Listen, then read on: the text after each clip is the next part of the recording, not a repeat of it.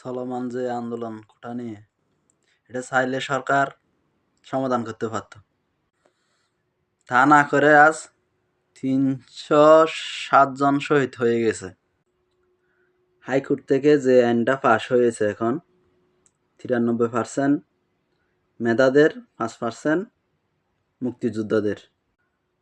হাইকোর্টের নির্দেশনা অনুযায়ী পরবর্তী শেখ হাসিনা এ কোটাকে পরিবর্তন করতে পারবে।